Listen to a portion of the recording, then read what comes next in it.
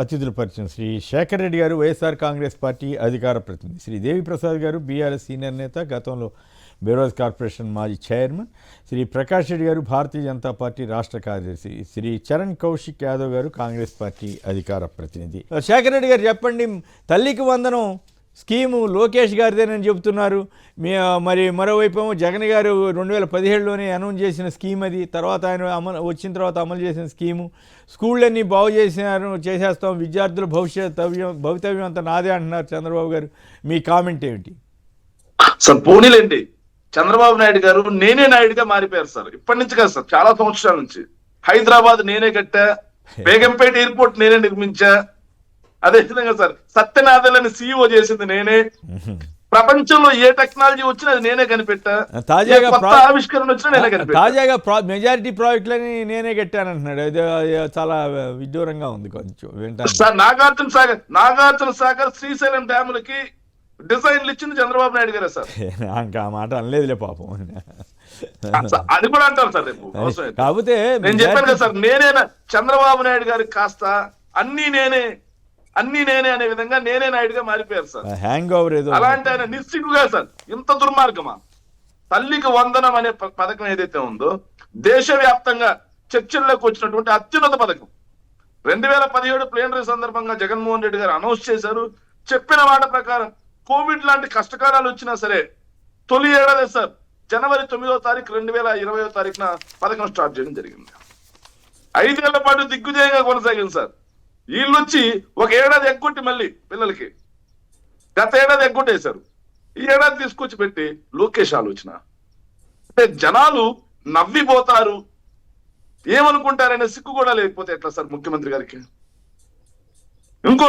ఇంకోటి సార్, భవిష్యత్తు నాదే అంటున్నారు సార్ చంద్రబాబు నాయుడు గారు. ఇంతకు ముందు 14 ఏళ్ళు సీఎం సార్, మళ్ళీ ఇప్పుడు సీఎం.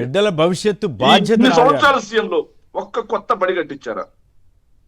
నిన్న వాళ్ళున్న స్కూల్ సార్, అది 2019కి ముందు ఎలా ఉంది, 2019 తర్వాత అవి మొత్తం ఐఎఫ్బి ప్యానల్స్ దగ్గర నుంచి, గ్రీన్ బోర్డ్స్ దగ్గర నుంచి, పిల్లలు కూర్చున్న చేతుల దగ్గర నుంచి, అదే టేబుల్స్ దగ్గర నుంచి అన్ని జగన్మోహన్ రెడ్డి గారి మస్తిష్కం నుంచి వచ్చినాయి సార్. పేద పిల్లలు బాగా చదువుకోవాలి అని చెప్పి జగన్మోహన్ రెడ్డి గారు నిరంతరం తప్పించారు చూసినా సార్. ఆ ఆలోచన నుంచి వచ్చింది సార్, ఆ విజన్ నుంచి వచ్చింది. జగన్మోహన్ రెడ్డి గారు ఆలోచన విధానం అది దారిలోకి తీసుకొచ్చారు. చూడండి, ఆ schools international schools levels Jaganmohan Reddy గారు తీసుకొచ్చారు. చంద్రబాబు నాయుడు గారు ఏనాడైనా ఒక్కబడి సార్ లేకపోగా, మరి దారుణం ఏంటంటే సార్ వాటి మీద నాడు నేడు 2020 అని ఏదైతే ఆ బెంచ్ల మీద 21 ఉంటాయి సార్, వాటిని మూసేసి మన భవిష్యత్తు రాసుకున్నారు సార్. స్టిక్కర్ సీఎం స్టిక్కర్ విద్యాశాఖ మంత్రి అయిపోయారు సార్. ఈ రోజు ఏడాది అయింది కదా సార్, మా భవిష్యత్తు అంటున్నారు కదా. ఇంకా కొన్ని స్కూల్స్ నాడు నేడులో భాగంగా చేయాల్సిన స్కూల్స్ ఉన్నాయి. మరి ఒక్క స్కూల్ ని బాగు చేయడానికి టెండర్ ఇచ్చారా? పైగా 5,000 స్కూల్ మూత పెడతాం ఏంటి? 4,700 స్కూల్ జీరో అడ్మిషన్లు సార్. Zero admissions. మరి వీళ్ళేంటి సార్ ప్రభుత్వ బడులను బాగు చేసేది? సార్ ఒకటైతే సంతోషం సార్, ఒకటి మాత్రం మాకు జగన్మోహన్ రెడ్డి గారికి సెల్యూట్ చేయాలనిపించింది సార్. ఒక విషయంలో మాకు విద్య ప్రభుత్వ బాధ్యత కాదు, కార్పొరేట్లు తీసుకోవాలి అన్న ఒక ముఖ్యమంత్రి చేత అదే ప్రభుత్వ బడుల్లోకి వెళ్ళి కూర్చోబెట్టించారు చూడండి సార్. ఖచ్చితంగా ఆ విధంగా పరుగులు పెట్టించారు జగన్మోహన్ రెడ్డి గారు. అందుకు జగన్మోహన్ రెడ్డి గారికి సెల్యూట్ సార్. ఎందుకంటే ఏనాడైనా చంద్రబాబు నాయుడు గారికి ప్రభుత్వ బడులకు వెళ్ళారా సార్? అవును. పట్టించుకున్నారా? ఇంకోటి, నిన్న PTM సందర్భంగా పేరెంట్ టీచర్ మీటింగ్ కూడా వైఎస్ఆర్ కాంగ్రెస్ పార్టీ నాడు నేడులో పేరెంట్స్ అందరినీ కూడా పేరెంట్ కమిటీని ఇన్వాల్వ్ చేసింది. పేరెంట్ కమిటీని ఇన్వాల్వ్ చేసి వాళ్ళ ద్వారానే కట్టించారు కాబట్టి అంత నాణ్యత వచ్చింది, కాంట్రాక్టర్స్ ఎక్కువ లేకుండా. సో ఆ రోజు నుంచి పేరెంట్ టీచర్ మీటింగ్ జరుగుతా ఉంది. ఈ రోజు ఏదో కొత్తగా తీసుకొచ్చినట్టు ఏదో 2 కోట్ల మంది అండి సార్. ఇది ఎట్లా ఉందంటే మొన్న మెగా యోగా చేశారు కదా సార్, యోగాంధ్ర. చనిపోయిన వాళ్ళకి కూడా వచ్చాయి, వెళ్ళని వాళ్ళకి కూడా వచ్చాయి సర్టిఫికెట్. అట్లా 2 కోట్ల మంది చేశారండి సార్ ఈ రోజు. అవి చూస్తుంటే మొత్తం జగన్మోహన్ రెడ్డి గారి సృష్టి, ఒక్కటి కూడా తేలేకపోగా ఈ రోజు నిస్సిగ్గుగా అన్ని మేమే అని చెప్పుకుంటున్నారంటే ప్రజలు ఏ స్థాయిలో నవ్వుకోవాలి ఇక? అంటే పిల్లల దగ్గరికి వెళ్ళి కూడా అసత్యాలు చెప్పకుండా కొడుకుని ఎలివేషన్ సార్, తప్పు ఇంకోటి కాదు. ఏంటంటే నిన్న PTM కొడుకు ఆయన ముఖ్యమంత్రి అవుతారంటున్నారు, సంతోషం, ఎవరికి అభ్యంతరం ఉండాల్సిన అవసరం లేదు, సంతోషించవచ్చు ఒక కుర్రాడు మళ్ళీ ముఖ్యమంత్రి అయితే. కానీ దానికోసం ఈయన ఇట్లా ఎలివేషన్ చేస్తే ఆయనకి మాత్రం ఎంతవరకు ప్రతిష్ట అన్నదే ఆలోచించుకోవాలి కదా. సార్ ఒకటి ఆయన ఏదైనా మంచి పని చేస్తే ఇదిగో ఫలాందని చెప్పమనండి, కానీ వేరే వాళ్ళది జగన్ గారి స్కీమ్ తీసుకెళ్లి లోకేష్ గారికి ఆపాదిస్తే అక్కడ టీచర్లు పోనీ పిల్లలకి తెలియకపోయినా టీచర్లు తల్లిదండ్రులు అందరూ ఉంటారు కదా. సార్ PTM సందర్భంగా సార్ నిన్న రాష్ట్ర వ్యాప్తంగా 70% పైగా స్కూల్స్ లో తల్లిదండ్రులు అయితే వాపోతున్నారు సార్. మధ్యాహ్న భోజన పథకం ఏమో గాని డొక్కా సీతమ్మ గారు ఆ పేరు పెట్టారు, కానీ పిల్లలు డొక్కలు ఎండిపోతున్నాయి. అధ్వాన్నంగా ఉంటుంది. పేరెంట్ టీచర్ మీటింగ్ లాంటి రోజులు మాత్రమే బాగుంటుంది, మిగతా రోజుల్లో అత్యంత అధ్వాన్నంగా నాసిరకంగా పిల్లలకు భోజనం పెడతా ఉన్నారు. పిల్లలు అవి తినలేక ఇంటి దగ్గర నుంచి క్యారీలు కట్టుకొని పోతున్నటువంటి పరిస్థితి వచ్చింది సార్. రైట్. ఇన్ని కాదు స్కూళ్ళలో సత్యమే మా బోధించవలను అని గాంధీజీ గారి సూక్తులు ఉన్న చోట కూడా గౌరవ ముఖ్యమంత్రులు, పెద్ద స్థాయిలో ఉన్న నాయకులు, ఇంత సీనియర్లు వెళ్ళి సత్యదూరమైన మాటలు చెబుతున్నారు అన్న భావన కలిగించేలాగా మాట్లాడితే విద్యా వ్యవస్థకి కానీ ఆ ప్రభుత్వానికి కానీ ఏం గౌరవం. తర్వాత ఇంకొక మాట సంక్షిప్తంగా చెప్పండి. ఈ సాక్షి మీడియాని రాకుండా చేయటం వల్ల ఇప్పుడు కేబుల్ ఆపరేటర్లు నష్టపోతున్నారంటూ వాళ్ళు రౌండ్ టేబుల్ సమావేశంలో చెప్పారట. ఏమన్నా కాస్త పరిస్థితి మెరుగవుతుందా? ఇంకోవైపు మీడియా మీద దాడులు చేద్దని చంద్రబాబు గారు చెప్పారంట. మీరేమంటారు? సాక్షి మీడియా టీవీ రాకపోవటాన్ని దీని మీద జనంలో నిరసన వస్తోందా ప్రభుత్వం? సార్ జనం యాక్చువల్లీ సార్ వీళ్ళ డబ్బా మాటలు జరగనివి జరిగినట్టుగా చూపించుకోవడం, ఎప్పుడో జరిగినవి ఇప్పుడే జరిగినట్టుగా చూపించుకోవడం, తప్పులన్నింటినీ ఒప్పులుగా చూపించడం, మొత్తం కూడా ప్రజలు విసిగి వేసారిపోయారు సార్. నిజం చూపించే ఒకే ఒక మీడియా సాక్షి. దాని మీద మనం దాడి చేసింది ఎవరు? మొత్తం తెలుగుదేశం పార్టీ వాళ్ళే. వాళ్ళ ఒక్కరి మీద కూడా కనీసం కేసు నమోదు చేయాల. కానీ మీడియా మీద దాడి గురించి చంద్రబాబు నాయుడు గారు మాట్లాడతారు సార్. ఇక కేబుల్ ప్రసారాలు ప్రజలందరూ కూడా విసిగి వేసారిపోయారు కాబట్టి కేబుల్ ఆపరేటర్ల దగ్గర నుంచి రావట్లేదు, ప్రభుత్వం ఆపుతా ఉంది. ఏం చేస్తారు? ఇక డిష్ టీవీ, షన్ టీవీలు పెట్టుకుని ఏదైతే ప్రసారాలు చూడాల్సినటువంటి పరిస్థితి ఉంది. అదేవిధంగా యూట్యూబ్స్ ఇప్పుడు అన్ని స్మార్ట్ టీవీలు వచ్చేసినాయి సార్. యూట్యూబ్ లో కొట్టగానే వచ్చేస్తుంది. అలాంటి పరిస్థితి వచ్చింది కాబట్టి కేబుల్ ఆపరేటర్లు స్వతహాగా నష్టపోతా ఉన్నారు. అవును. ఒక్కసారి దీని మీద తెలంగాణ ప్రముఖులతో కూడా మాట్లాడిద్దాం. మన దేవిప్రసాద్ గారు చెప్పండి. ఇక్కడ కూడా తెలంగాణలో కూడా ఇట్లా ఏమన్నా కొన్ని టీవీ ఛానల్ని ఆపేయటం, మీడియా మీద దాడులు జరగటం, ఇట్లాంటి మీడియా మీద సంబంధించి కేసులు పెట్టడం, ఇట్లాంటివి ఏమైనా జరుగుతున్నాయా తెలంగాణలో? ఈ టీవీ ఛానళ్ళ మీద అయితే నాకు కానీ తెలిసి ఎక్కడ జరగట్లేదు. కొమ్మినేని గారు నమస్కారం. మిత్రులకు అందరికీ, ప్యానల్లో ఉన్న మిత్రులకు నమస్కారం. నిజంగా చంద్రబాబు నాయుడు ఏమో ఒకవైపు మీడియా మీద దాడులు చేస్తున్నాయి, సాక్షి లాంటి పత్రికల మీద ఎట్లా దాడి జరిగిందో మనం అందరం కూడా చూసినాం. ఒక డిబేట్ లో జరిగినటువంటి సంఘటన పట్ల ఎట్లా వ్యవహరించదో మొత్తంగా కూడా చూసినాం. కానీ ఇలా వ్యక్తిత్వారణాన్ని చేస్తూ అడ్డమైన తమ్మునేళ్లు పెట్టి క్యారెక్టరైజేషన్ అసాసినేట్ చేసే విధంగా వ్యవహరిస్తున్నప్పటికీ కూడా వాళ్ళకి దాడులు చేయొద్దు. అందరం కూడా ఎవరు కూడా మీడియా హౌస్ల మీద దాడులు చేయడాన్ని అది ఒక ప్రజాస్వామ్యంగా ఖండిద్దాం.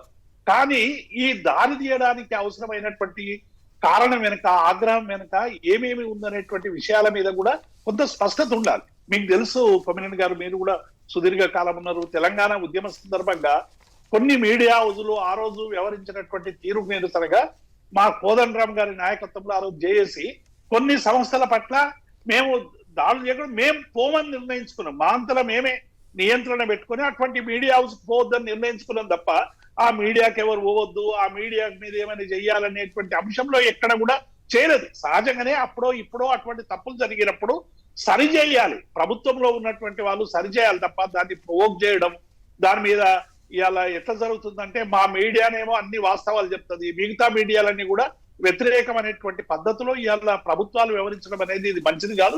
డెఫినెట్ గా దీన్ని అందరూ కూడా ఖండించాల్సినటువంటి. అంతేకాదు ఇక్కడ తెలంగాణలో టీవీ ఛానళ్ల ప్రసారాలు ఎక్కడ ఎవరు ఆపట్లేదు కదా ప్రభుత్వం. ఎక్కడ ఆపారు కొమ్మినేని గారు? ఇప్పుడు ఆపలేదు, ఎప్పుడు ఆపలేదు. గతంలో ఒక సందర్భంలో జరిగినాయి, ఆపాలి. ఎందుకు అంటే మొత్తం తెలంగాణకు సంబంధించినటువంటి ప్రజల పట్ల మీడియా హౌసెస్ వ్యవహరిస్తున్నటువంటి తీరుకు నిరసనగా ఆ రోజు ప్రజల్లో ఒక తీవ్రమైనటువంటి ఆవేదన, ఆక్రోశం వచ్చినప్పుడు ప్రజల పక్షం చేసినటువంటి సందర్భాలనే తప్ప ఎప్పుడూ రాజకీయ పార్టీలు అటువంటి వ్యవహారానికి పోలేదనేటువంటి విషయాన్ని నేను సందర్భంగా రైట్. గుర్తు చేస్తా ఉన్నాను.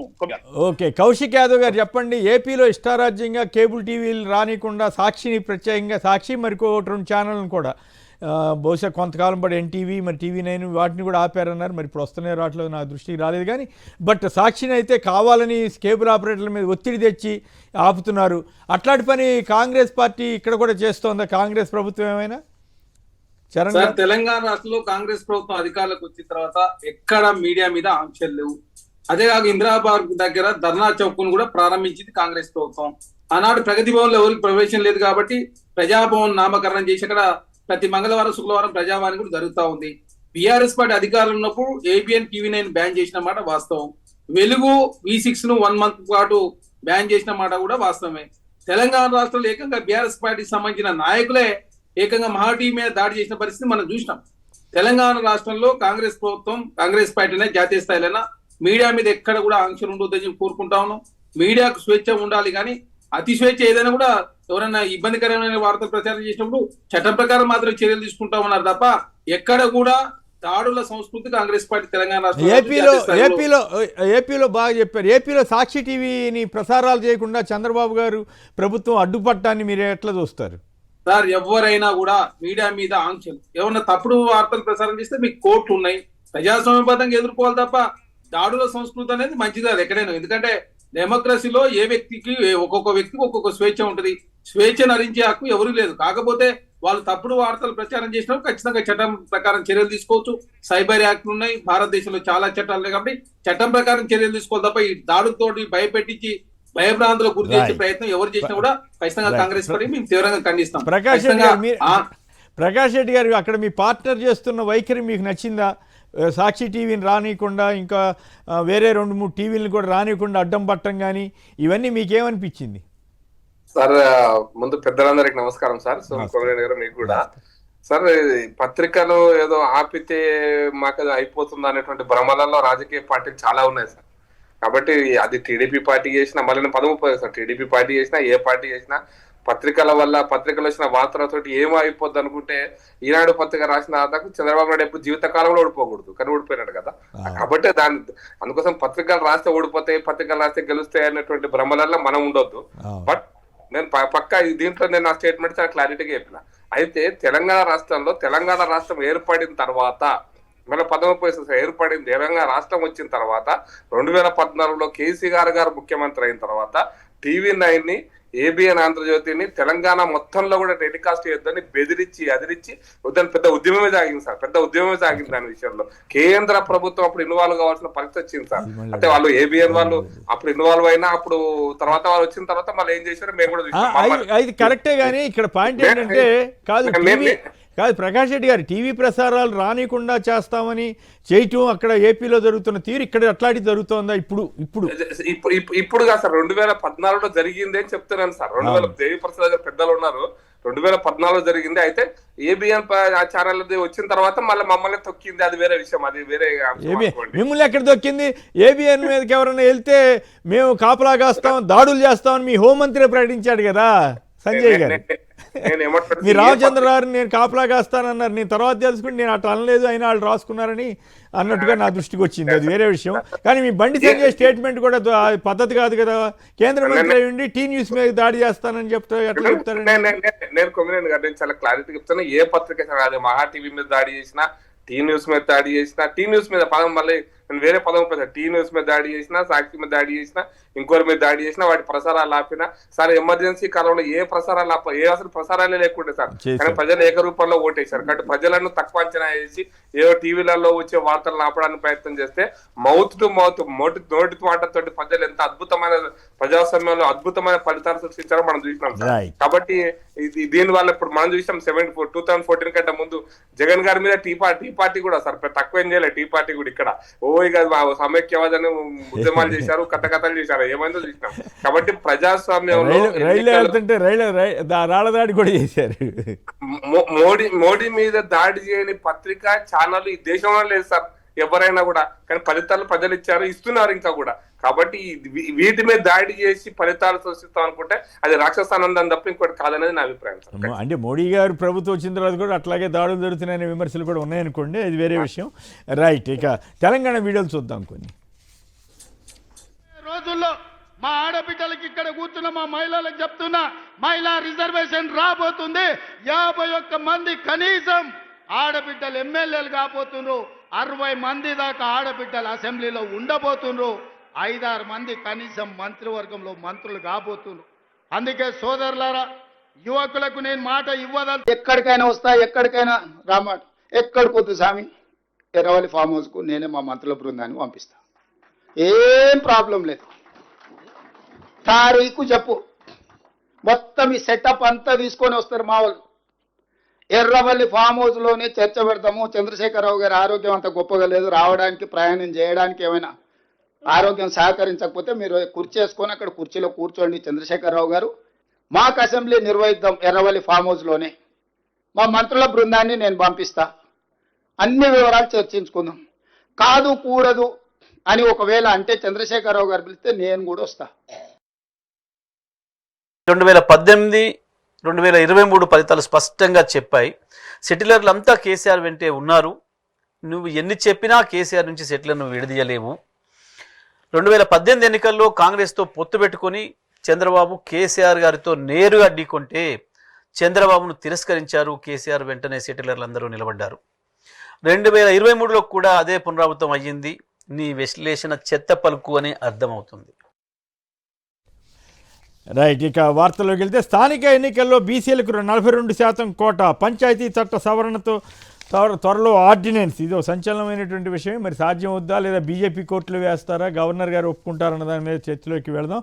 బీసీలకు కాంగ్రెస్ ఘరానా మోసం, రాష్ట్రపతికి బిల్లును పంపి రాష్ట్రంలో ఆర్డినెన్స్ డ్రామా అంటూ నమస్తే తెలంగాణలో చాలా ప్రముఖంగా ఇచ్చారు. కేబినెట్ నిర్ణయం తర్వాత చట్టపరంగా చెల్లుబాటు కాదని తెలిసి కూడా రేవంత్ సర్కార్ దులిపేసుకునే యత్నం అంటూ వీరు రాశారు. నిజమే, మేం జాగీదారులం కాదు, కాపలాదారులం, తెలంగాణ తల్లి వాకిట జాగిలాలం అంటూ భుజాలు తడుపుకుని రాధాకృష్ణ నేరాన్ని అంగీకరించారంటూ ఆయన కొత్త పలుకు కాదు చెత్త పలుకులు రాస్తున్నారంటూ మాజీ మంత్రి జగదీష్ రెడ్డి ధ్వజమెత్తారు. పంచాయతీ స్థలాలు ప్రైవేటు పరం, కార్బన్ హక్కుల పేరిట IROA అనే సంస్థకు 30 ఏళ్ల పాటు ధారాదత్తం చేయబోతున్నారంటూ వార్త ఇచ్చారు. 44కు చేరిన కల్తీ కళ్ళు బాధితులు. సో ఇవి కల్తీ కళ్ళు కూడా పెద్ద సమస్యగా ఉంది. చరణ్ గారు చెప్పండి, ఈ కల్తీ కళ్ళు మీద ఏమన్నా సంక్షిప్తంగా ఒక మాట చెప్పండి. ఈ కల్తీ కళ్ళు అరికట్టడానికి ఏమైనా ప్రయత్నాలు జరుగుతున్నాయా సార్? సాధ్యమే పనేనా సార్? ఆల్రెడీ ప్రభుత్వం దీని విషయంలో చాలా సీరియస్ గా తీసుకున్నది. దాని మీద ఆల్రెడీ కమిటీ కూడా కాన్స్టిట్యూట్ చేశారు. దాదాపు రోజుకు ఒకరు చొప్పున చనిపోతా ఉన్నారు కల్తీ కళ్ళు తాగిన వాళ్ళు కూడా. కాబట్టి భవిష్యత్తులో ఇట్లాంటి సంఘటనలు జరగకుండా చూసుకోవాల్సిన బాధ్యత ఎక్సైజ్ డిపార్ట్మెంట్ మీద ఉంది. కాబట్టి కమిటీ సూచనల మేరకు రాష్ట్ర వ్యాప్తంగా అన్ని కళ్ళు కేంద్రాల్లో ఖచ్చితంగా తనిఖీలు ఎప్పటికప్పుడు నిర్వహించాలని, అదే కాకుండా భవిష్యత్తులో ఇట్లాంటి సంఘటనలు పునరావృతం అయితే ఖచ్చితంగా చర్యలు తీసుకుంటా కూడా యాక్ట్ లో అవసరమైతే ప్రభుత్వ పరంగా యాక్ట్ లో కూడా చేంజ్ చేసే అవకాశం ఉంది. కాబట్టి ఖచ్చితంగా ప్రభుత్వం మాత్రం దీన్ని చాలా సీరియస్. అంటే మేజర్ ఇష్యూ ఏంటంటే కళ్ళే దొరకని చోట మీరు కళ్ళే దొరకని చోట కల్తీ మంచి కళ్ళు ఎక్కడి నుంచి వస్తుందనే చాలా మంది ప్రశ్న. ఇదంతా కూడా పొలిటికల్ గేమ్గా మారిందనేది కూడా ఒక అభిప్రాయం. టీఆర్ఎస్ టైంలో కావచ్చు, మీ టైంలో కావచ్చు. సార్ ఎక్కడ కూడా ఇప్పుడు గతంలో ఈ కళ్ళు దుకాణాలకు సంబంధించి పర్మిషన్ ఉన్నాయి. దానికి సంబంధించి నియమ నిబంధనలు అతిక్రమించడంతో ప్రధానంగా దాదాపు 6 మంది చనిపోయినట్టు పరిస్థితి మనం చూసినాం. కాబట్టి అట్లాంటి సంఘటన జరగకుండా చూసుకోవాల్సిన బాధ్యత ఎక్సైజ్ డిపార్ట్మెంట్ మీద ఉంది. కాబట్టి ఇట్లాంటి సంఘటన పునరావృతం కావద్దని చెప్పేసి ప్రభుత్వం చాలా సీరియస్ గా తీసుకొని అధికారుల ఆధ్వర్యంలో కమిటీ కూడా కాన్స్టిట్యూట్ చేసింది. కాబట్టి ఇట్లాంటి సంఘటన జరగకుండా చూసుకోవాల్సిన బాధ్యత ఎక్సైజ్ డిపార్ట్మెంట్ ఉందని చెప్పేసి ప్రభుత్వం ఆల్రెడీ ఆదేశించింది. కాబట్టి భవిష్యత్తులో ప్రకాష్ రెడ్డి గారు మీరేమంటారు? ఇటువంటి వాటిని కంట్రోల్ చేయాల్సిన పరిస్థితి సాధ్యమవుతుందా తెలంగాణలో కానీ హైదరాబాద్లో కానీ? అది సాధ్యంగా అసాధ్యం అంటూ ఏం లేదు సార్. కానీ నేను ఒకటి మాత్రం చాలా స్పష్టంగా చెప్తున్నాను సార్. నేను సీరియస్ గా అక్యూజ్ చేస్తున్నాను, తప్పించుకోవడానికి కోసం నేను ఏదో దానికోసం మాట్లాడతాలే. తెలంగాణ రాష్ట్రంలో ఇప్పుడు హైదరాబాద్ లో ముఖ్యంగా కళ్ళు దొరకని దగ్గర కళ్ళు ఉండొద్దు అనేది గత ఎప్పుడో రాజశేఖర రెడ్డి గారి టైంలో అట్లా నిర్ణయం తీసుకుంటే దాని మీద కొంతమంది గొడవ చేశారు కూడా కదా. నేను అందుకోసం చెప్తున్నా సార్, అదే గుర్తు చేస్తున్నాను సార్. అప్పుడెప్పుడు డెసిషన్ తీసుకుంటే దాని మీద అంటే కళ్ళు చెట్టు ఉన్న దగ్గర 5 కిలోమీటర్ రేడియస్ లో 10 కిలోమీటర్ రేడియస్ మాత్రమే కళ్ళు అమ్మాలి, మిగతా దగ్గర అమ్మొద్దని. ఇప్పుడు హైదరాబాద్కి వస్తున్న కళ్ళు మా ఊర్ల దగ్గర నుంచి ఏదైతే అనంతపూర్ దగ్గర నుంచి వస్తుంటా సార్. దాంట్లో ఈ రోజున అవినీతి ఎంత ఎక్సైజ్ డిపార్ట్మెంట్ అంటే ఇక నేను పైనుంచి కింద దాకా నేను అదే ఆరోపణ వేస్తాను సార్. పై నుంచి టాప్ మోస్ట్ పొజిషన్ నుంచి లోయెస్ట్ కానిస్టేబుల్ ఎక్సైజ్ కానిస్టేబుల్ వరకు అవినీతి కూరుకుపోయిన కారణంగా ఆల్ప్రజోలం లాంటి మందులు ఈ విచ్చలవిడిగా అందుబాటులో దొరుకుతున్న కారణంగా ఈ కళ్ళులో కలుపుతున్న ఆల్ప్రజోలం తోటి వచ్చేటువంటి అది ఒక 0.25 mg వాడతారు సార్. ఆల్ప్రజోలం వాస్తవంగా వాడితే చాలా గొప్పది. 1 mg వాడితే ఒక వ్యక్తి 1 mg కంటే ఎక్కువ తీసుకుంటే దాని వల్ల దుష్పరిణామాలు వస్తాయి. మరి ఎంత కలిపినరో తెలిసి కలిపినో తెలియదు, అటువంటి కలపడం వల్ల వస్తున్నటువంటి దుష్పరిణామాలు ఇవి. కాబట్టి మీరు కళ్ళు ఆల్ప్రజోలం గత టీఆర్ఎస్ ప్రభుత్వం కూడా అదే చేసింది, నీరా పేరు మీద అక్కడ ఇక్కడ చాలా చేసింది అవి కూడా. కాబట్టి ఆల్ప్రజోలం అందుబాటులో ఉన్నంత వరకు, ఈ నార్కోటిక్ డ్రగ్స్ అందుబాటులో ఉన్నంత వరకు తెలంగాణ రాష్ట్రంలో ఇటువంటి సంఘటనలు జరుగుతుంటాయి సార్. అది ఎక్సైజ్ డిపార్ట్మెంట్ కాదు, prohibition and excise department sir. వాస్తవానికి అది ప్రమోషన్ అండ్ ఎక్సైజ్ డిపార్ట్మెంట్ గా మారిందనేది నా అభిప్రాయం సార్. రైట్. దేవిప్రసాద్ గారు, మీరు గతంలో బెవరేజ్ కార్పొరేషన్ చైర్మన్ గా కూడా ఉన్నారు. ఈ కళ్ళు వ్యవహారంలో ఇదంతా పొలిటికల్ గేమ్ గా మార్చలేదా ఎవరన్నా కానీ? ఇప్పుడు ఇంకోటాను దాదాపు 57 మంది ఇప్పుడు ఈ హైదరాబాద్ జరిగినటువంటి ఘటనలో 57 మంది చాలా సీరియస్ ఇల్నెస్ తో ఉన్నారు. 5 చనిపోయినట్టు మనకు తెలుసు. మైండ్ కూడా పని చేయకుండా పోతుంది కదా సార్. మైండ్ కూడా పని చేయకపోవడం ఎంత దురదృష్టం. మైండ్ పని చేయకపోతే చాలా మంది మెంటల్ హాస్పిటల్లో పిచ్చెక్కి ఈ కల్తీ కళ్ళు వల్ల చాలా మంది ఇక్కడనేమో మనకు కనబడుతున్నాయి, గ్రామీణ ప్రాంతాల్లో గానీ అక్కడ గానీ ఇక్కడ గానీ చాలా మంది. అంటే ఇక్కడ చేయాల్సింది ఇంతకుముందు మిత్రులు ప్రకాష్ రెడ్డి గారు చెప్పినట్టు డిపార్ట్మెంట్ చాలా అలర్ట్ గా ఉండాల్సినటువంటి అవసరం ఉంది కొమ్మినేని గారు. ఎందుకంటే ఎక్కడైనా మోతాదుకు మించి అంటే నియమ నిబంధనలకు విరుద్ధంగా ఎక్కడైనా ఆల్కోజామ్ ఎక్కువ కలిపినా లేకుంటే కల్తీ కళ్ళు వాడినా వెంటనే వాటి మీద చర్య తీసుకోవాల్సినటువంటి డిపార్ట్మెంట్ ఇవాళ పూర్తిగా నిర్వీర్యం అయిపోయింది. గత 18 నెలలుగా అసలు డిపార్ట్మెంట్ మీద సరైన రివ్యూ లేదు. ఎందుకంటే సంబంధించినటువంటి వార్త బయటికి రాగానే వాళ్ళు ఏం చెప్పారో నాకు తెలియకుండానే ఆ డిపార్ట్మెంట్ ఆర్డర్ ఇచ్చేసిందని చెప్పినటువంటి సందర్భాన్ని కూడా మనం చూసినాం. కాబట్టి ఇప్పటికైనా ఇటువంటి జరగకుండా చూడాల్సినటువంటి బాధ్యత ఉంది. నిజంగానే కొంత పొలిటికల్ గా ఇటువంటి విషయాలు, ఎందుకంటే ఇక్కడ కళ్ళు దొరకదు కాబట్టి ఇక్కడ అమ్మలేమంటే చాలా మంది కుల వృత్తికి ఆధారపడినటువంటి వేలాది మంది వారికి కడు పేదరికంలో ఉన్నటువంటి వాళ్ళు చాలా మంది కూడా ఇబ్బందులు పడతా ఉన్నారనేటువంటి అంశం మీద హైదరాబాద్ నగరంలో కూడా వాటికి పర్మిషన్లు ఇచ్చి చేసిన తర్వాత కానీ కాదు ఏమాట కాబట్టి నాకేమీ వ్యతిరేకత లేదు. కానీ కడుపు పేదరికంలో ఉన్న వాళ్ళు ఎవరు కళ్ళు షాపులు పెట్టట్లేదు. బాగా డబ్బులు ఉన్న వాళ్ళే, ఆ వర్గంలో డబ్బులు ఉన్న వాళ్ళే ఎక్కువ మంది కాంట్రాక్టర్లుగా మారుతున్నారు, టెండర్లు వేసుకుంటున్నారు, లేదా షాపులు పెట్టుకోగలుగుతున్నారు. మీకు తెలుసు, ఆ వాస్తవం అందరికీ తెలుసు. నేను ఒక సామాజిక సమస్యగానే మాట్లాడుతుంది తప్ప వేరే ఎవరిని విమర్శించట్లేదు. కొమ్మినేని గారు, కూటికి లేనోడు ఎవడు ఫ్యాక్టరీ పెట్టాడు కానీ ఆ ఫ్యాక్టరీ ద్వారా ఎంతమంది బతుకుతారు అనేటువంటి విషయాన్ని కూడా మనం తీసుకోవాలి. ఇలా కళ్ళు దానికి పెట్టుబడి పెట్టి ఎవరైనా చేయొచ్చు, కానీ దానికి అనుబంధంగా చాలా మంది బతుకుతారు. కొమ్మినేని గారు, మా జీవితం పోయింది అనేటువంటి బాధతో, సరే మీరన్నా కొంత వాస్తవం ఉంటే ఉండొచ్చు, కానీ అది చాలా మందికి ఉన్నటువంటి వాళ్ళ ఉపాధికి ఉపయోగపడేటువంటి అంశంగా భావించి అదే సరే పర్మిషన్లు ఇచ్చరు, కానీ వాటి మీద సరైనటువంటి నియంత్రణ లేకపోవడం, అంటే చనిపోవడం దాకా వచ్చింది అంటే డెఫినెట్ గా దీని మీద సీరియస్ అలర్ట్. అట్లాగా సార్, నేను ఇప్పుడు 47వ సంవత్సరంలో 48 సంవత్సరంలో 89 నుంచి నేను హైదరాబాద్లో పనిచేస్తున్నా. అప్పుడు నిజామాబాద్, మహబూబ్నగర్ మొదలైన అన్ని చోట్ల మంచాలకు కట్టేసి అప్పటి నుంచి ఉన్న ఈ సమస్య అప్పుడప్పుడు కంట్రోల్ చేయడం మళ్ళీ మామూలుగా అవటం. అంటే నా పాయింట్ ఏంటంటే రాజకీయవేత్తలు నిజంగా సమాజాన్ని మంచి దారిలో తీసుకెళ్తే కళ్ళు దొరుకుతున్న చోట, ఇప్పుడు ఇందా ప్రకాష్ రెడ్డి గారు చెప్పారు 5 కిలోమీటర్ల పరిధిలో తీసుకోవచ్చని. ఎక్కడ అసలు కళ్ళే లేని హైదరాబాద్ తీసుకొచ్చి అమ్ముతుంటే అక్కడ ఏం కళ్ళు జరుగుతుందో అందరికీ తెలుసు. అందరం మనం అబద్ధాలు చెప్పకూడదని మనం అనుకుంటాం, అందరం అబద్ధాలు చెబుతుంటాం. అదే రకంగా కొమ్మినేని గారు హైదరాబాద్ లో కళ్ళు లేకున్నా సుదూర ప్రాంతాల నుంచి హైదరాబాద్ కు కళ్ళు వస్తున్నది. కొమ్మినేని గారు, నేనేమంటున్నా, అవసరాల కంటే కూడా ఎక్కువ అవసరాలు ఉండి ఇటువంటి సమస్యలు సృష్టిస్తున్నటువంటి మాట వాస్తవం. ఏ రాజకీయ పార్టీ అయినా, ఏ రాజకీయ నాయకులైనా, ఏ పార్టీ అయినా వీటితో సంబంధం లేదు, వీటితో అసలు పూర్తిగా దూరంగా ఉన్నారని చెప్పడానికి ఏం లేదు. డెఫినెట్ గా అన్ని రాజకీయ పార్టీలకు సంబంధించినటువంటి వ్యక్తుల దోహదపడుతున్న ఇటువంటి చర్యలకు అనేటువంటి విషయం వాస్తవం. కాబట్టి నేను ఏమంటున్నా అంటే వీలైనంత మేరకు వీటిని కంట్రోల్ చేయాల్సినటువంటి బాధ్యత ప్రభుత్వాలది.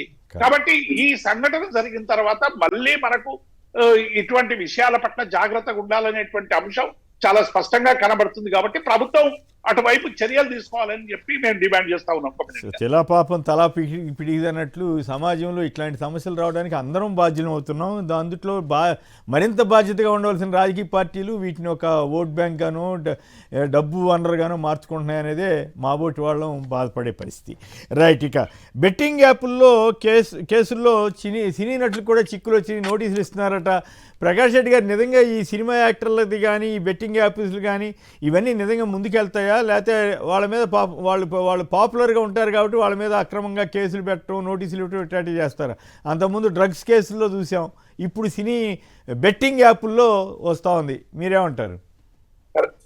బెట్టింగ్ యాప్లైనా డ్రగ్ కేసులో కూడా ఇన్వెస్టిగేషన్ చేసిన తర్వాత ఇన్వెస్టిగేషన్ లో అంత తూతూ మంత్రంగా ఇన్వెస్టిగేషన్ ఎంత డీప్ గా చేశారో పెద్దలు దేవిప్రసాద్ గారు తెలియదు. ఇక్కడ వాళ్ళ ఆఫీస్లోనే, వాళ్ళ చైర్మన్ కూడా ఆఫీసులోనే, మా ఆఫీస్ ముందరలే కదా రోజు మీరు లైవ్ ఛానల్. అప్పుడు ఇంకా పెద్ద బస్సు వ్యాన్లు ఉండేవి. ఇప్పుడన్నా 4G 5G వచ్చినాయి, కానీ వ్యాన్లు పెట్టుకొని 20 రోజులు గ్లామర్ స్టార్స్ కాబట్టి వాళ్ళకి ప్రత్యేకమైన ప్రాధాన్యత వస్తుంది.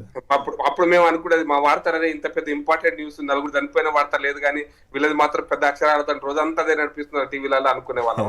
ఇప్పుడు అదే పరిస్థితి సార్. ఈడీ కూడా అంటే 25 మంది మీద కేసు ఫైల్ చేసింది.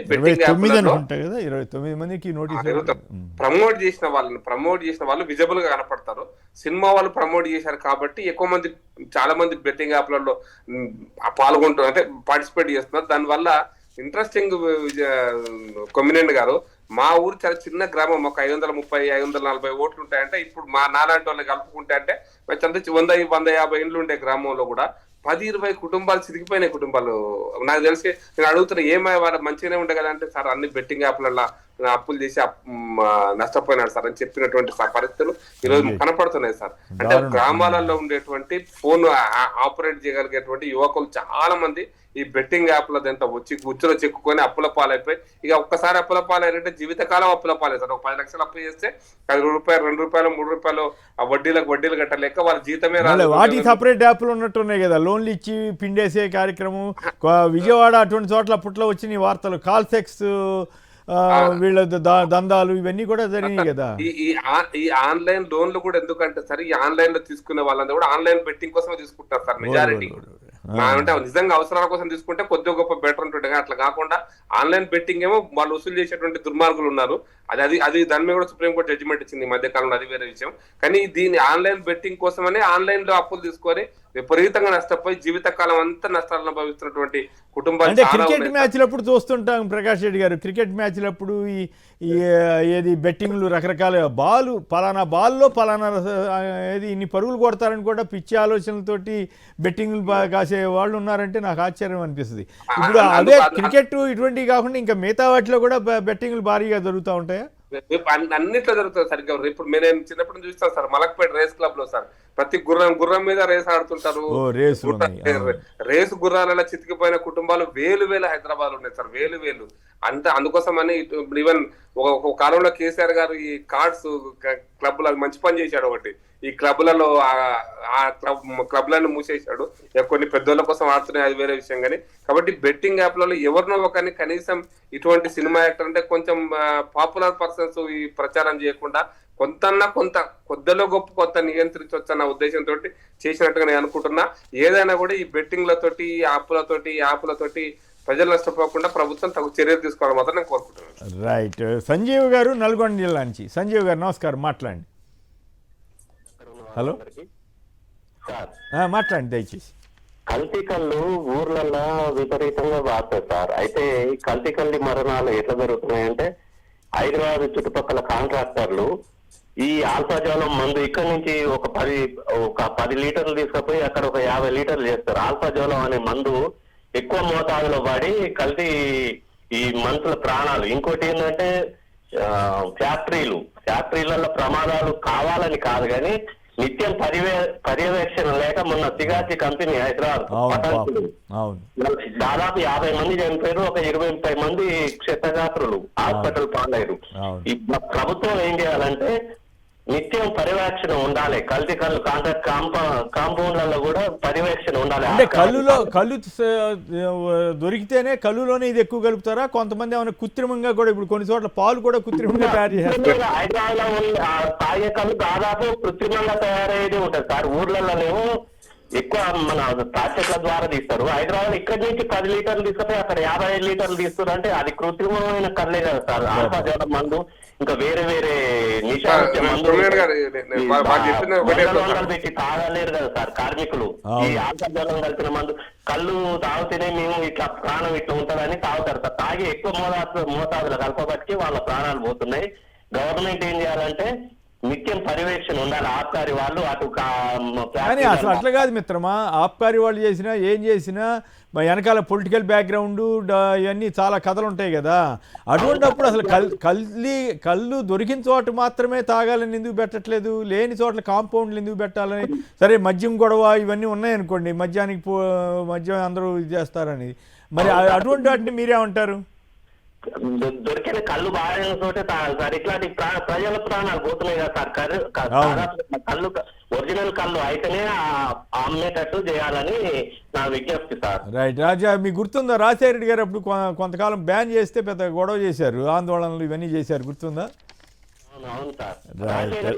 కమ్యూనిటీ గారు చెప్తా సార్, అల్ప్రోజోలం అనేది నిషేధిత అంటే సైకోట్రోపిక్ డ్రగ్స్ సార్. అది ఎక్కడ పడితే అక్కడ 1 mg టాబ్లెట్ వితౌట్ ప్రిస్క్రిప్షన్ అమ్మొద్దు. అది బ్యాండ్ కాదు, అది మెడికల్ డ్రగ్ సార్. దాన్ని ఏంటంటే చీప్ దొరుకుతుంది సార్, చాలా తక్కువ రేట్ ఉంటుంది. దాన్ని కలపగాల్సింది మామూలుగా మెడికల్ దీనికోసం కూడా 1 mg అనేది హైయెస్ట్ డోస్ సార్. దాంట్లో అటువంటిది 1 కిలో కలిపితే మీకు 1 కిలో ఒక కళ్ళు షాప్ కొనుక్కుంటే సంవత్సరం వస్తుంది సార్. వాళ్ళు ఒక 5,000 లీటర్ రోజు అమ్మేది ఉంటే రోజు 1 గ్రాము యూజ్ చేస్తే చాలా గొప్ప విషయం సార్. అది 2 గ్రాములు పడింది అనుకోండి, డెత్ అవుతుంది సార్. గ్రాము 2 గ్రాములు తేడా ఎంత సరికి మీరు అర్థం చేసుకోవాలి. ఒక 1000 లీటర్లలో 1 గ్రాము కలిపితే గొప్పది. 2 గ్రాములు అంటే ఎంత చిన్నగా ఉంటుందో వేయం కూడా చేయలేము సార్. దాంతో వస్తున్న పరిణామాలు ఇది సైకోట్రోపిక్ డ్రగ్.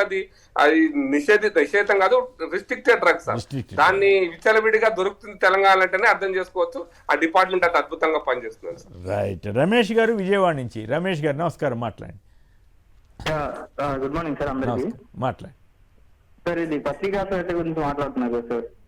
పత్రికా స్వేచ్ఛ గురించి కాదు, కొన్ని టీవీలు రానియకుండా కేబుల్ ఆపరేటర్ల మీద ఒత్తిడి చేస్తే ఆ కేబుల్ ఆపరేటర్లకు మేము నష్టపోతున్నామంటూ వాళ్ళు ఆందోళన చేసినట్టుగా వచ్చిన వార్త.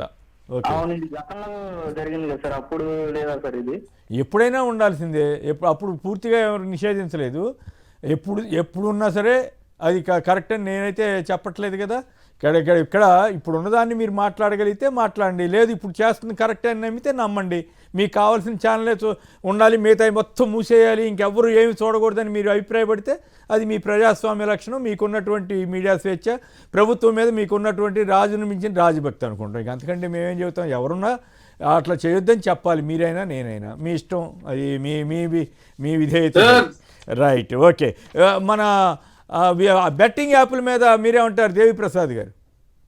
ఇప్పుడు కొమినేని గారు, బెట్టింగ్ యాప్లకు ఇవాళ యువకులందరూ కూడా బానిస అయిపోయి ఎంతమంది మరణాలు అయితేనే మనం చూస్తున్నాం, అప్పుల పాలవుతున్నాం. నిన్న మీరు హర్యానాలో చూసి ఉంటారు, ఒక రీల్స్ చూస్తున్నారు, చెప్పినా వినటం లేదని తండ్రే కూతుర్ని, ఒక క్రీడాకారిని కాల్చి చంపిండు కొమినేని గారు. నిన్న వార్త చాలా ఎందుకంటే కన్న బిడ్డను ఎంత ప్రేమగా చూసుకునేటువంటి తండ్రే ఇటువంటి విషయాల పట్ల ఇంత దారుణంగా వ్యవహరించడం అనేటువంటిది మనం చూస్తాం. అంటే దాని ప్రభావం ఎంత వేధించి ఉంటుందో మనం ఒకసారి హృదయంతో ఆలోచించాల్సినటువంటి అవసరం ఉంది. ఇవాళ మొత్తంగా కూడా బెట్టింగ్ యాప్ల పేరు మీద యువతని, ఒకవైపేమో సరైనటువంటి ఉపాధి లేక రకరకాల పనులు చేసుకోవడంలో అయిపోయి యువత మొత్తంగా కూడా వీటికి అడెక్ట్ అవుతుంది. కొమినేని గారు, ఇది ఒక ప్రభుత్వాలకు సంబంధించిన బాధ్యత కాదు. అందరం ప్రభుత్వాలేమో ఇటువంటి నిషేధం చేయాలి, ఇటువంటి వాటిని కనుక్కోవాలి, ఇటువంటి వాటి మీద చర్యలు తీసుకోవాలి, అరెస్టులు చేయాలి, ఇవన్నీ ఉన్నప్పటికీ కూడా వీటికి దోహదపడుతున్నటువంటి ఈ కల్చర్ ను కూడా ఆపడానికి సమాజం అంతా కూడా ఇలా పని చేయాల్సినటువంటి అవసరం ఉందనేటువంటి విషయాన్ని నేను ఈ సందర్భంగా గుర్తు చేస్తా ఉన్నాను. చాలా మంది సినిమా యాక్టర్లకి ఏంది డబ్బులు ఇవ్వగానే యాడ్స్ లో వచ్చి దాన్ని ప్రమోట్ చేస్తుంది. ఇవాళ ఆన్లైన్ రమ్యని రకరకాల మీరు అసలు మీడియాలో లోపలికి పోతే ఎన్ని అశ్లీలు ఉండానో, ఎంత డబ్బులు కొట్టాయానో, దేని మీద కూడా ఇవాళ కంట్రోల్ లేకుండా ఉండేటువంటి పరిస్థితి మనకు కనబడతా ఉంది. ఇలా గ్రామీణ ప్రాంతాల్లో కూడా కొమ్మినేని గారు చాలా బాధాకరం ఏంటంటే గతంలో ఎక్కడనో అర్బన్ లోనో, హైదరాబాద్ లోనో, బాంబేలోనో ఎక్కడనో ఒక దగ్గర డ్రగ్ కు సంబంధించినటువంటి ఆనవాళ్ళు దొరికితే మనం బాగా కలవరపడిపోయేటోళ్ళం. ప్రాంతాలలో పోయినాయి కొమ్మినేని గారు. ప్రతి గ్రామంలో ఇవాళ డ్రగ్స్ వాడేటువంటి ఒక పరిస్థితి వస్తా ఉన్నది. పిల్లలు వాయిలెంట్ అవుతా ఉన్నారు. మొన్న ఒక ఆయన నాకు చెప్తా ఉన్నాడు, గతంలో పిల్లలందరూ ఎక్కడైనా కూర్చొని మాట్లాడుకుంటే పెద్ద మనుషులం పోతున్నామని లేచి కొంత దూరం పోయేటోళ్ళు, సిగరెట్ తాగినా అద్దాయినా ఇద్దాయినా మన ముందు దాక్కుండా ఉండేది. కానీ ఇప్పుడు అటు వస్తే వాళ్ళే మన మీద కోపంగా చూస్తున్నారు, మనమే పారిపోయే పరిస్థితి వస్తా ఉన్నది. దీనికి డ్రగ్స్ కారణం అని చెప్పి కొంతమంది పెద్ద మనుషులు నాతో అన్నటువంటి విషయాన్ని నేను మీతో షేర్ చేసుకుంటున్నాను కొమ్మినేని గారు.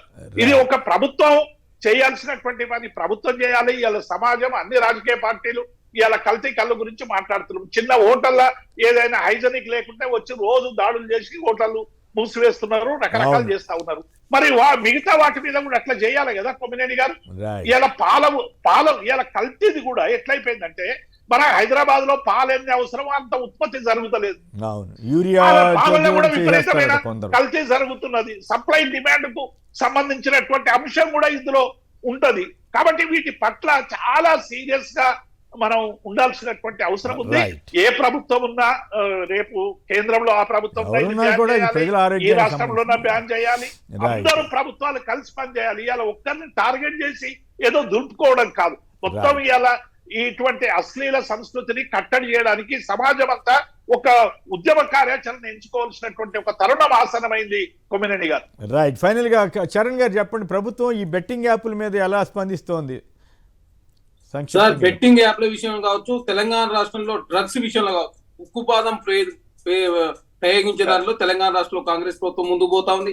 తెలంగాణ రాష్ట్రంలో డ్రగ్స్ ను పూర్తి స్థాయిలో నిర్మించాలి.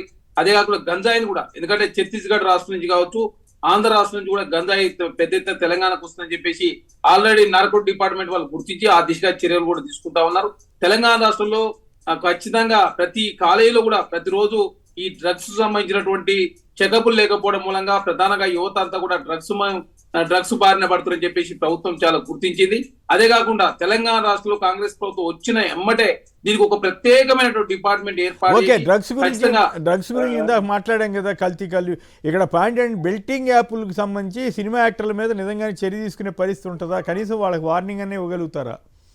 సార్, బెట్టింగ్ యాప్ విషయం కావచ్చు, ఇవన్నీ రిలేటెడ్ సార్. ఇప్పుడు ఎక్సైజ్ కళ్ళు కావచ్చు, బెట్టింగ్ యాప్స్ కావచ్చు, డ్రగ్స్ కావచ్చు, ఒకదాని తర్వాత ఒకటి తెలంగాణ రాష్ట్రంలో కావచ్చు, ప్రతి రాష్ట్రంలో విచ్చల విడిగా డ్రగ్స్ మయం అవుతా ఉన్నాయి. కాబట్టి అట్లాంటి పరిస్థితి తెలంగాణ రాష్ట్రం ఉండొద్దని చెప్పి ప్రభుత్వం భావించి దానికి ఒక ప్రత్యేకమైన డిపార్ట్మెంట్ ఏర్పాటు చేసింది. ఇక్కడ కల్తీ విషయంలో కూడా చాలా పెద్ద ఎత్తున 509 కేసులు కూడా బుక్ చేసి దాదాపు చాలా పెద్ద ఎత్తున దుకాణాలు కూడా బంద్ చేపిస్తూ వాళ్ళు వాడే డ్రగ్స్ సంబంధించి దానితో ప్రధానంగా ప్రజలకు ఇబ్బంది జరుగుతా ఉంది, పేద ప్రజలకు అని చెప్పేసి ప్రభుత్వం గుర్తించి ఆ దిశగా కూడా చర్యలు తీసుకుంటా ఉన్నా. కాకపోతే కొంత రాజకీయ కారణాలు, అదేవిధంగా ఒత్తిడి మేరకు తెలంగాణ రాష్ట్రంలో ఒక మంచి నిర్ణయం తీసుకుంటే మాత్రం దాన్ని స్వాగతించే ఉద్దేశంలో ప్రతిపక్షం లేకపోవడం 2014 నుంచి 2023 వరకు పెద్ద ఎత్తున తెలంగాణ రాష్ట్రం డ్రగ్స్ కల్చర్ పెరిగిన మాట వాస్తవం. బెట్టింగ్ సార్, బెట్టింగ్ సంబంధించి 250 రూపాయల నుంచే స్టార్ట్ అవుతా ఉంది.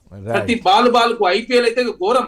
ఐపీఎల్ లో బెట్టింగ్స్ చూస్తే చాలా దారుణం. మనిషి ఫోన్ లో చాటింగ్ చేస్తున్నా అనుకుంటే ఏకంగా ఫోన్లలోనే బెట్టింగ్ పెట్టే పరిస్థితి వచ్చింది. కాబట్టి బెట్టింగ్స్ కావచ్చు, కల్తీ కావచ్చు, అదే డ్రగ్స్ కావచ్చు, అదే గంజాయి కావచ్చు, ఇవన్నీ కూడా ఒక్కొక్క దానికి రిలేటివ్ కాబట్టి ఖచ్చితంగా కేంద్రం రాష్ట్రాలు కలిసి పనిచేస్తే తప్ప ఈ సమస్య పరిష్కారం లభించదు. ఎందుకంటే చట్టాలకు సంబంధించి కేంద్రం ఒక చట్టం, రాష్ట్రం ఒక చట్టం చేస్తే అవి వీగిపోతా ఉన్నాయి కోర్టులలో. అదే కాకుండా పక్క రాష్ట్రాల నుంచి కూడా ఒక్కో రాష్ట్రం నుంచి ఒక్కో రాష్ట్రానికి, అంటే ఛత్తీస్గఢ్ నుంచి తెలంగాణకు వస్తా ఉంది. అదే కాకుండా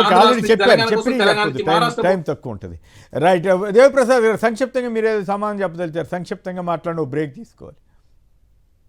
నేను ఏమంటున్నా గారు, ఏదో ప్రభుత్వం గతంలో చేసింది ఇప్పుడు చేసింది అనేటువంటి దానికంటే కూడా కౌశిక్ గారికి ఎవరైనా డ్రగ్స్ వాళ్ళని పట్టుకుంటే బీజేపీ వచ్చాపిందా, బీఆర్ఎస్ వచ్చాపిందా, ఎవరైనా డ్రగ్స్ ఆ కాలంలోనైనా ఈ కాలంలోనైనా వాడడం అనేటువంటిది ఇది సరైనది కాదు. ప్రభుత్వాల చర్యతో పాటు సమాజం ఇలా ఎందుకంటే బాధ అనిపిస్తుంది కొమ్మినేని గారు, సమాజం ఎటువైపోతుంది? ఇంత చైతన్యవంతమైనటువంటి సమాజంలో ఇలా చిన్న చిన్న స్కూళ్లలో డ్రగ్స్ దొరుకుతున్నాయి అంటే ఎంత ఒక తల్లిదండ్రులుగా ఒక పేరెంట్స్ సమాజానికి మనం ఏమిస్తున్నామని. ఇస్తారట. అవును, చాక్లెట్ రూపంలో ప్రతి పాన్ షాప్ లో దొరుకుతుంది. చరణ్ కౌశిక్ గారికి నేను చెప్తున్నా, మీరు ఇది ఏదో పార్టీకి సంబంధించినటువంటి వ్యవహారంగా చూడకండి. ఇలా ఉక్కుపాదం మోపినాం, ఏదో పెట్టినామో, ఉక్కుపాదం కాదు. ఇలా మొత్తం లిబరల్ అయిపోయింది. టోటల్ ప్రతి పల్లెలో దొరుకుతుంది. ఒకసారి ఏ పల్లెకు అయినా మీరు ర్యాండమ్ చెక్ చేయండి అని నేను విజ్ఞప్తి చేస్తున్నాను కొమ్మినేని గారు. రైట్. ఇందాక ఒక మిత్రుడు విజయవాడ నుంచి ఫోన్ చేసి సాక్షి టీవీకి సంబంధించి ఒక ప్రశ్న వేశారు గతంలో ఇట్లా అని. అయ్యా గుర్తు తెచ్చుకోండి ఒకసారి, 2014-19 మధ్య కూడా చంద్రబాబు గారి ప్రభుత్వం ఏ రకంగా చేసింది, ఆ తర్వాత జగన్ గారి ప్రభుత్వం ఆ స్థాయిలో ఆంక్షలు పెట్టలేదు, అరాచకంగా రాశారు, పచ్చి అబద్ధాలు రాశారు, అయినప్పుడు కూడా ఆయన భరించాడు.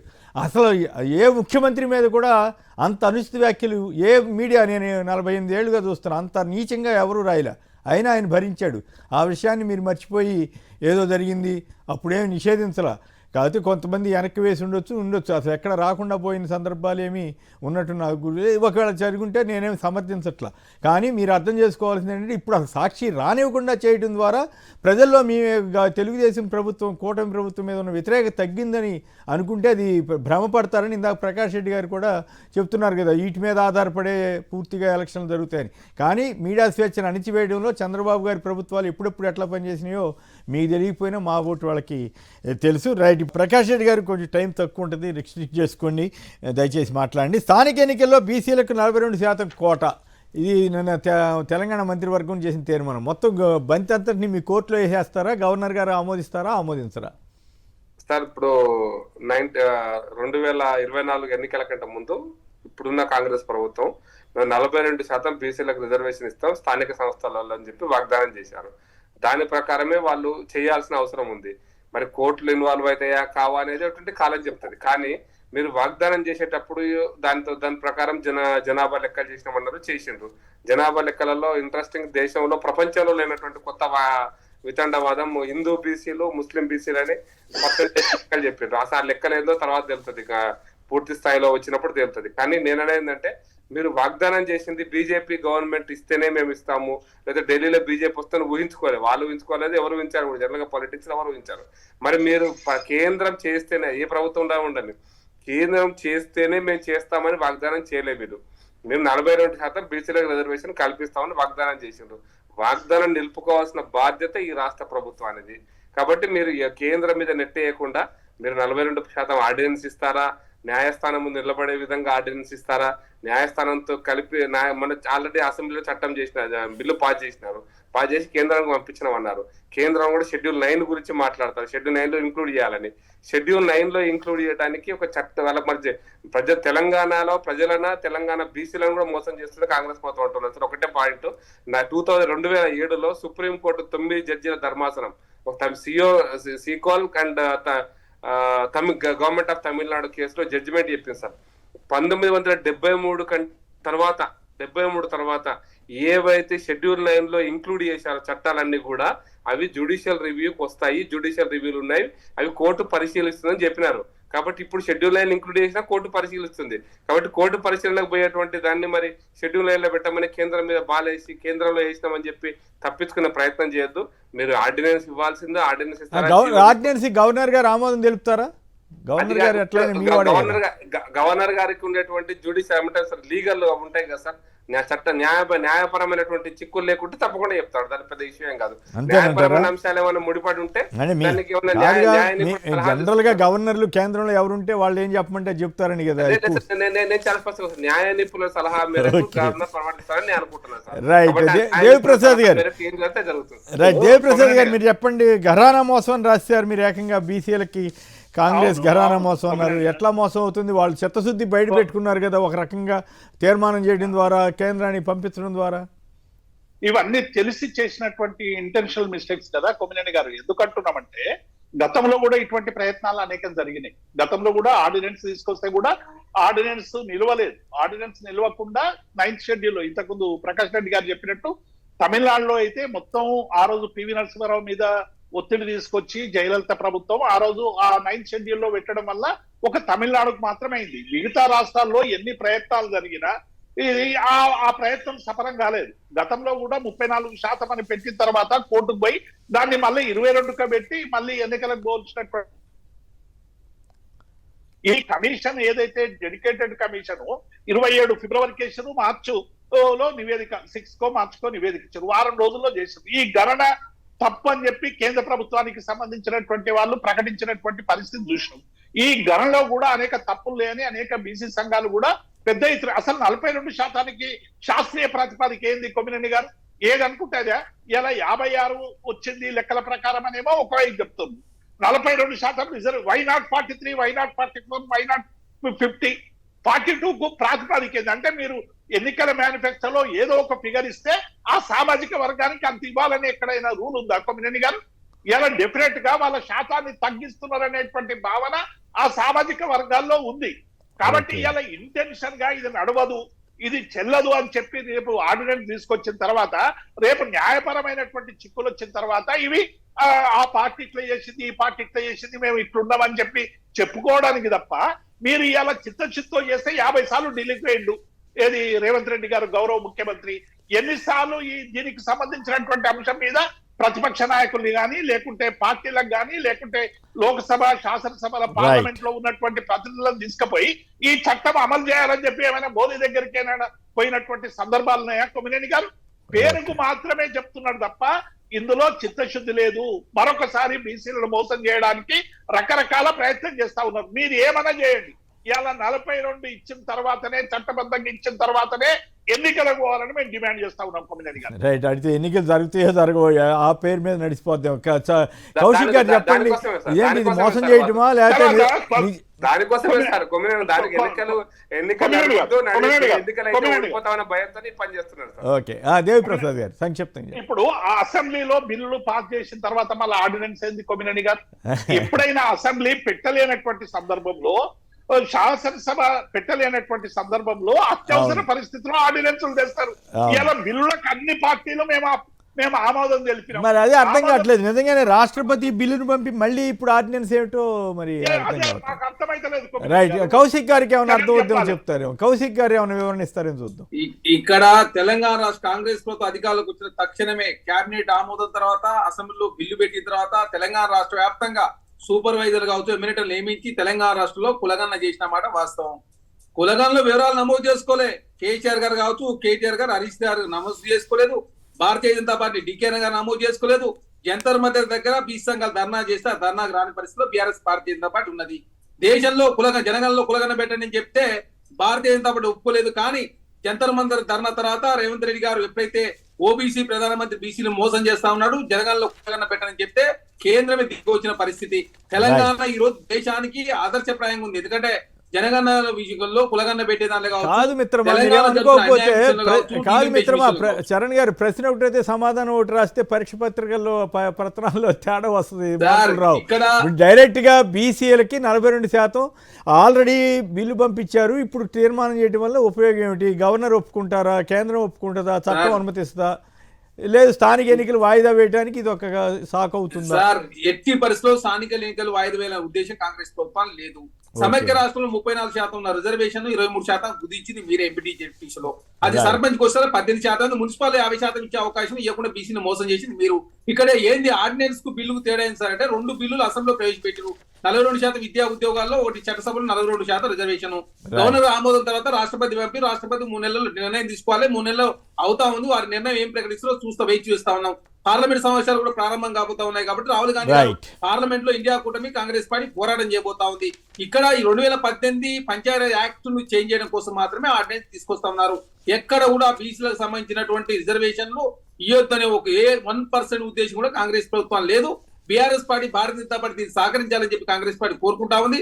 రాష్ట్రపతి నిర్ణయం ప్రకటించిన తర్వాత దేశంలో కాంగ్రెస్ పార్టీ పార్లమెంట్ లో పోరాటం చేయబోతాం. రాహుల్ గాంధీ గారు చెప్పారు పోరాటం చేస్తాం. ఫైనల్ గా దేవి ప్రసాద్ గారు చెప్పండి, ఏమిటి ఆంధ్రజ్యోతి రాధాకృష్ణ మీద విరుసుపడ్డారు? చెత్తరాతలని ఒకప్పుడు మీరే 10 కిలోమీటర్ల లోతున పాతామని అప్పట్లో హెచ్చరించారు. తర్వాత మీరే వెళ్ళి అక్కడ కూర్చుని చాలా సహకారంగా చేశారు. ఇప్పుడేమో మళ్ళీ మీకు వాళ్ళ కోపం ఎక్కడొచ్చింది? సంక్షిప్తంగా కొమ్మినేని గారు, మీరు తెలంగాణ ఉద్యమం సందర్భంగా నిజామాబాద్ జిల్లాకు సంబంధించినటువంటి ఒక చాకలి సీను, బహుశా పేరేదో నాకు కరెక్ట్ గా గుర్తొస్తలేదు. ఆయన చనిపోయినప్పుడు ఆయన లేఖ రాసి చనిపోతే దాన్ని ఒక ఎటువంటిగా